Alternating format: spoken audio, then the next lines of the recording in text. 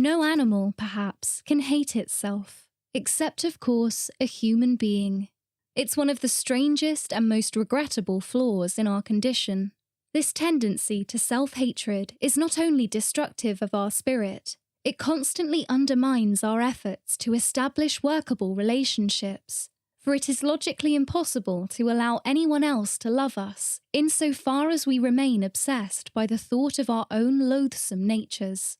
Why let another think better of us than we think of ourselves? If anyone did step forward and tried to be kind to us, we would have to despise them with the intensity owed to all false flatterers. It therefore turns out that one of the central requirements of a good relationship is, surprisingly, a degree of affection for our own natures, built up over the years, largely in childhood. We need a legacy of feeling very deserving of love in order not to respond obtusely and erratically to the affections granted to us by adult partners. Without a decent amount of self-love, the love of another person will always be prone to feeling sickening and misguided, and we will self-destructively, though unconsciously, set out to repel or disappoint it. It is simply more normal and bearable to be rejected. If we are at the self-hating end of the spectrum, we should not continue to imagine that love could be easy, even if the most accomplished person were to enter our lives. Indeed, especially if they were to make the error of doing so. Our underlying disgust at our own being would only create a harrowing conflict. We would recognize that another was offering us their deep affection, but in the secret folds of our souls, we could only be certain of a mistake or delusion. We would have to reject, recoil, not follow up, push away, and in 1,000 small and large moves, ensure that a lover would eventually have to align their view of us with our view of ourselves.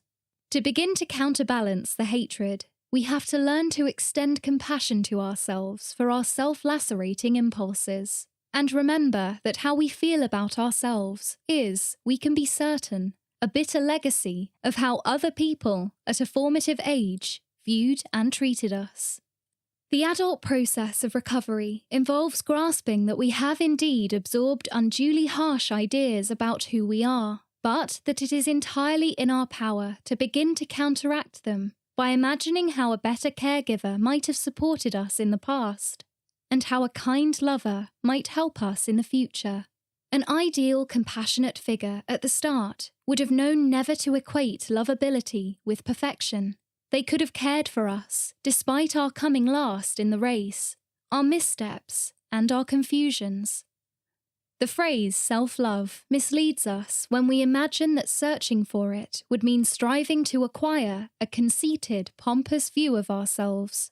True release from self-loathing tends to be a great deal more modest. We are only after a sane, fair, and more accurate perspective on our ordinary earthly nature. We can, with kindness and good humour, accept that being silly is entirely normal. Wasting opportunities is universal. Average sexuality is to be expected. Self-love shouldn't be predicated on the competitive idea that we must pull off extraordinary feats of courage or intelligence. True love is only ever the compassion of the fallen, for the fallen. It's the search by one radically imperfect being to express their tenderness at the sight of the struggles and pains of another. We should, henceforth, allow ourselves enough self-love to be able to endure a little kindness.